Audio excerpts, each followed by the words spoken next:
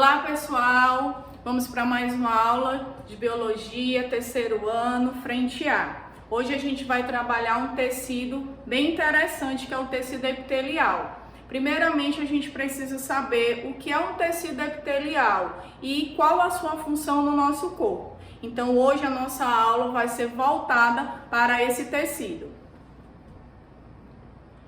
Pessoal, o tecido epitelial, a principal função do tecido epitelial é revestir, é fazer o revestimento do nosso corpo, certo? As camadas internas e as camadas também externas. A gente consegue visualizar tecido epitelial na nossa pele e também nas camadas internas dos nossos órgãos. Então, basicamente, os tecidos epiteliais, eles vão servir de revestimento, mas também eles vão dar um suporte na secreção de algumas substâncias. Professora, secreção e excreção é a mesma coisa? Não, não é a mesma coisa.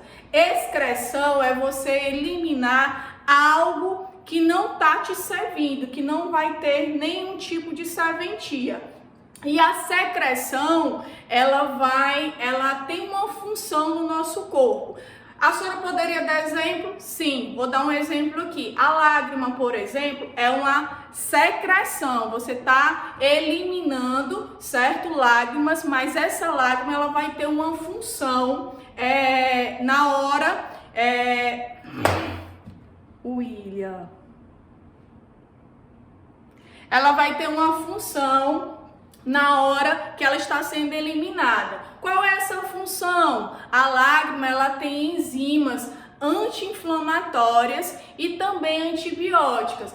Vamos pensar aqui, geralmente quando ela está sensível, né, ela está sentindo alguma dor, ela começa, né, o processo de produzir lágrimas, então vai dar uma sensação de bem-estar. Caiu alguma coisa no olho, imediatamente você consegue produzir, as glândulas lacrimais vão começar a produzir lágrimas. Essas lágrimas que irão ser produzidas, elas vão ter uma função anti-inflamatória, né? Ela vai eliminar aquela sujeira e também ela vai fazer o processo de limpeza, tendo a função de antibiótico, certo? Então, na excreção são substâncias que não vão servir para seu corpo, e na secreção, quando você secreta alguma substância, ela vai ter uma função diretamente correlacionada com o seu corpo.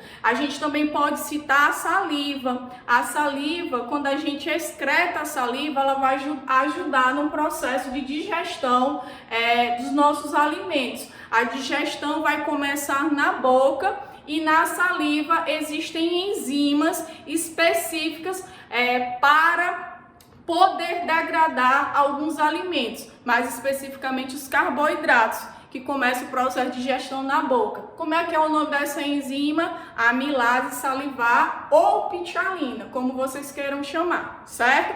Então, a senhora está falando aí de secreção, de lágrimas, por quê? Porque o tecido epitelial, ele faz parte do revestimento dessas estruturas que eu acabei de falar para vocês. Revestimento da nossa pele e de algumas estruturas do nosso corpo. E ele também vai dar um suporte, né, às glândulas, que são as estruturas que vão secretar essas substâncias que eu acabei de falar para vocês. Então vamos lá. As características do tecido epitelial. Vamos lá. Células muito próximas, pouco material extracelular entre elas. Então, o que a gente pode falar sobre pouco material entre elas? São células muito próximas, com pouco material extracelular entre elas. Então, não vai ter muitos nutrientes. Por quê? Porque essas células, esse tipo de tecido é um tecido avascular. Ele não vai apresentar vasos sanguíneos. Então, vai ter pouco material extracelular dentro dela, certo? Células unidas de forma bem organizada, possui suprimentos nervosos, então vai ter a presença do sistema nervoso, certo? Não possui vasos, então são tecidos avasculares, desculpa, são tecidos avasculares, não vão apresentar vasos sanguíneos, então por isso que vai ter pouco material extracelular. Quem é esse material extracelular? Água, íons, sais, proteínas, carboidratos, lipídios. Então esse material extracelular que vai ter a presença de pouco é exatamente por isso, porque esse tipo de tecido ele vai ser avascular, certo? Alta capacidade de renovação e regeneração. Se ele tem alta capacidade de renovação e regeneração, pessoal, ele realiza diversos processos mitóticos. E o que são os processos mitóticos? São processos de divisão celular bastante acelerada. Como a senhora pode explicar isso aí melhor, professor? Um exemplo, você sofreu um ferimento na sua pele, a sua pele ele vai entrar no processo de regeneração. Então, quem é que vai trabalhar em cima disso aí? São os processos mitóticos. Vai organizar as suas células e vai formar o processo de regeneração. Mais na frente, na próxima aula, no tecido conjuntivo, a gente vai ver algumas células especializadas nesse processo de regeneração, mas só se dá através de processos mitóticos. E nutrição e oxigenação, certo? Nutrição e oxigenação, esse tecido epitelial, os tecidos epiteliais, eles também vão ter a capacidade de nutrir e oxigenar, mas através de células por difusão, certo, pessoal? Através de outras células por difusão. A troca de nutrientes e gás entre esse tecido vai ser por difusão. E aqui, pessoal, a gente consegue visualizar os tipos de tecidos epiteliais que vão originar algumas estruturas do nosso corpo. Então, a gente consegue ver que a pele, a boca, o esôfago, ele vai ser formado pelo tecido epitelial estratificado, pavimentoso. Então, um agrupamento de células, tudo justapostas, uma em cima da outra, ó. Então, a bexiga, a gente consegue visualizar que é estratificado de transição, certo? Ó, então, a gente consegue visualizar células em formatos de cubos e células mais achatadas nesse tipo de tecido. A uretra, a gente consegue visualizar estratificado prismático, então a gente consegue ver que parece umas colunazinhas, né? Esse tipo de célula. A gente consegue ver o formato de cubo mais embaixo e em cima a gente consegue visualizar, né, um formatozinho de colunas. E aqui, pessoal, do outro lado, a gente vai conseguir visualizar o tipo de tecido epitelial que vai formar as fossas nasais, a traqueia e os brônquios. E essas estruturas, elas vão fazer parte do sistema respiratório, certo? Então, se vai fazer parte do sistema respiratório, vai ter algum tipo de movimento, né? Essas estruturas, elas vão precisar, né, de movimentação. É o pseudoestratificado, certo? E aqui, no pulmão, a gente consegue visualizar o simples pavimentoso.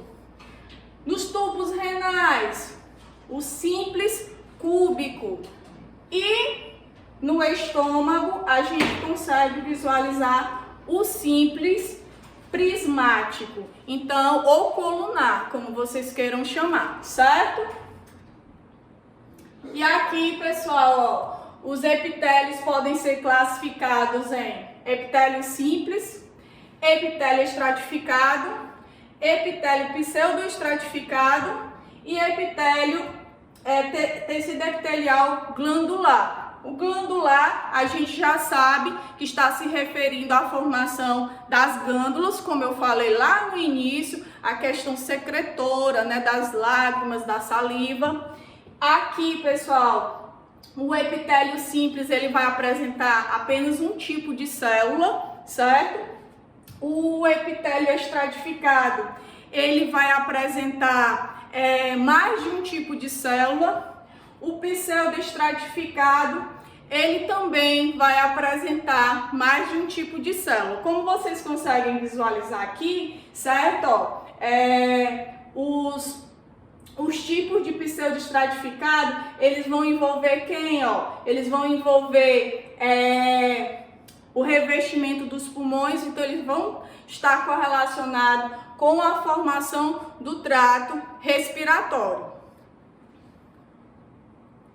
Aqui, pessoal, a gente consegue visualizar a formação, né, do tipo, a classificação do tipo de célula, como essas células vão formar esse tipo de epitélio.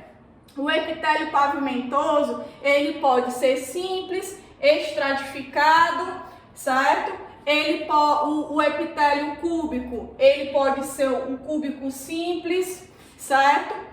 O epitélio prismático, ele pode ser simples. O epitélio de transição, a gente consegue visualizar porque ele vai receber esse nome de transição. Ele vai ter a transição de dois tipos de células, certo? A gente consegue visualizar que ele vai ter a transição de cubos maiores e cubos menores. Então, a gente consegue visualizar a formação de mais um tipo de célula. E a aula de hoje foi sobre o tecido epitelial. Eu espero que vocês tenham gostado. Qualquer dúvida, entre em contato com a gente que a gente tira para vocês. Fique em casa. Até mais!